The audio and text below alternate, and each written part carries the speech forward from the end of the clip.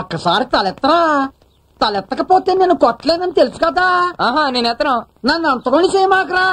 తలెత్తుమి next history master వచ్చేస్తారా. ఎవరిస్తే మాకేంటి sir, మీ class అయిపోతే మీరు వెళ్ళిపోండి.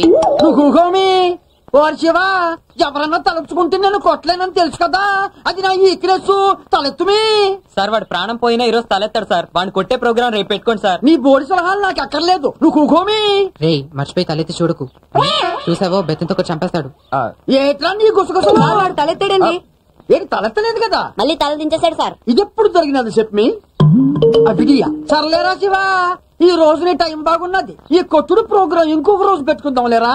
ఎరసేను ఆడు నిన్న జామెట్రీ బాక్స్ అడిగినాడు కదా, నేను తెచ్చినాను కదా. నువ్వు జ్ఞాపకం చేయలేదు. ఎక్కడ సార్? ఏడుందిరా. హనుమంతుడి ముందు కుప్పు కత్తిరేస్తావు.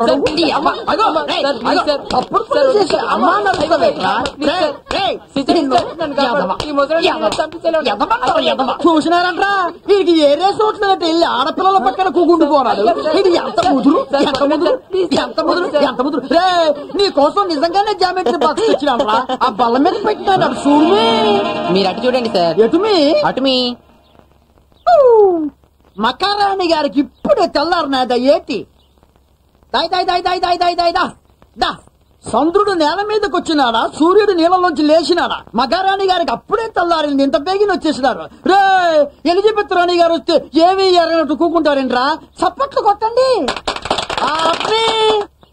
ఎర్రతోలతో పుట్టినావు కదా, కళ్ళు నెత్తికొచ్చినాయి. నీ ఇష్టం వచ్చినప్పుడు వస్తావు. Sorry sir. అబ్బో సారీ చెప్పేసినావు కదా, ఇంకేంటి మాట్లాడతాను. వెళ్ళి కూకోమి. ఎరా ఏట్లా దానొక్క సొత్తున్నావు. కళ్ళు పొడిసేయగలను.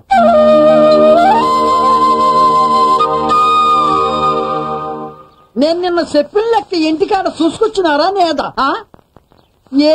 A+B² నేను రాసేస్తాను అనుకున్నారేటి. నేను రాయను కదా, మీ చేత చెప్పిస్తా. చెప్పి ఎవరిని అడగాలా, ఎవరిని అడగాలా. నువ్వు లేరా, నువ్వు చెప్పి అది చెప్పి అది చేయి చెప్పి ఏరేట్రా. అది ఏట్రా, అది కూకోమి. ఎర్రలడ్డు నువ్వు చెప్పు. అబ్బో అడగకుండానే చేయి చెప్పడం చాలా ఫాస్ట్ రా, చాలా ఫాస్ట్. కూకోమి. ఏటే గజ్జల గుర్రం. నువ్వులే, నువ్వు చెప్పి, నువ్వు చెప్పి. అది అది గుర్తుకు రావడం లేదు సార్. అంటే చదవలేదన్నమాట.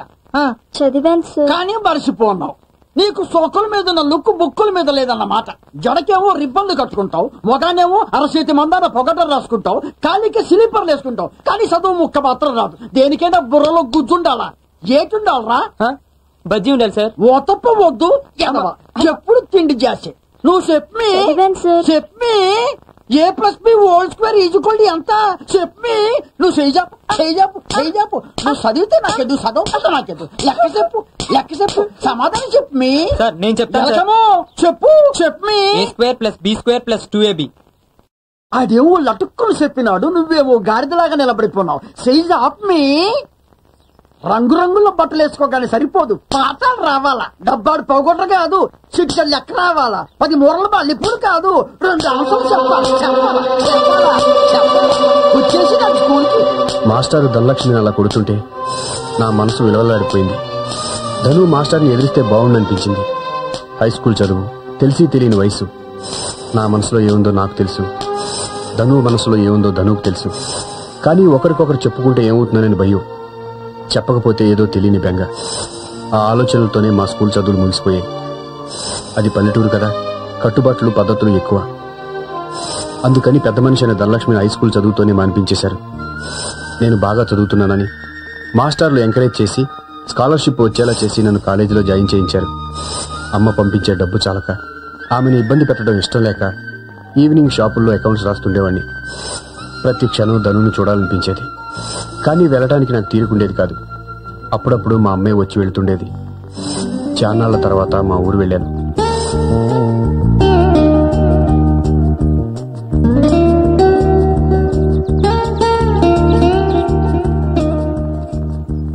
రామ్మారా, ఇలా కూర్చో. ఏమిటమ్మా ఎలా వచ్చావు? అమ్మ ఆవకాయ ముక్కలు తరిగే కత్తిపీట తెమ్మంటే వచ్చానత్త. నిన్ననే కదా మీ ఇంట్లో ముక్కలు తరిగావు. ఓ అవునవును జరిగాం కదూ. అది పక్కింటి వారికి అనుకుంటానత్త. ఆహా. అవును, రాజు వచ్చినట్టున్నాడు. లోపల ఉన్నాడమ్మా.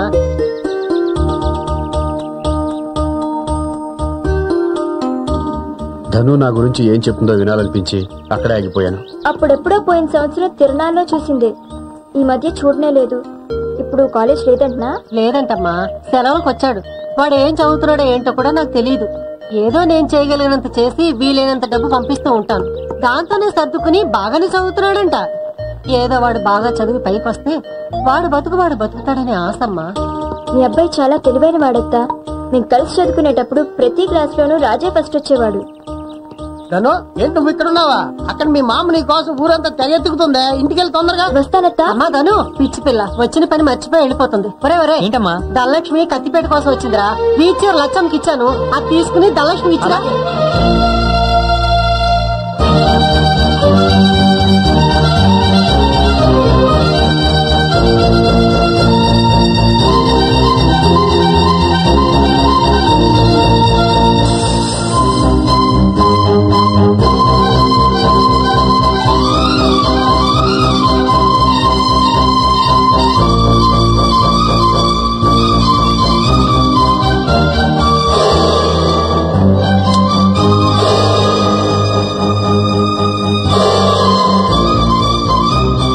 ధను వాళ్ళ కోసమేనా? వాళ్ళు ఊరు వెళ్తున్నారు. వాళ్ళందరూ ఇందాకే స్టేషన్కి వెళ్ళిపోయారు.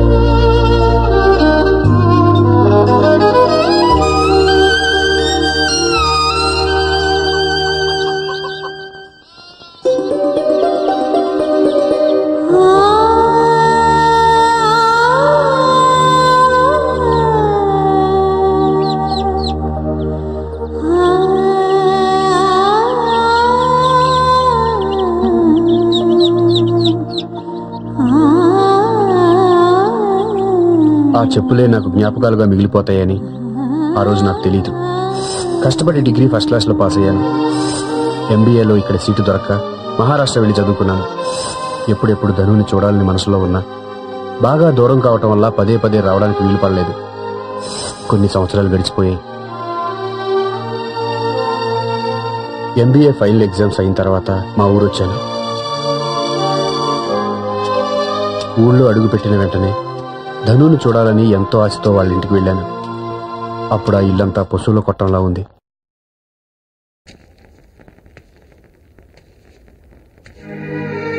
స్కూలు రోజుల్లో ధనుకు నేను ఇచ్చిన పోస్టర్ పాడైపోయి కనిపించింది.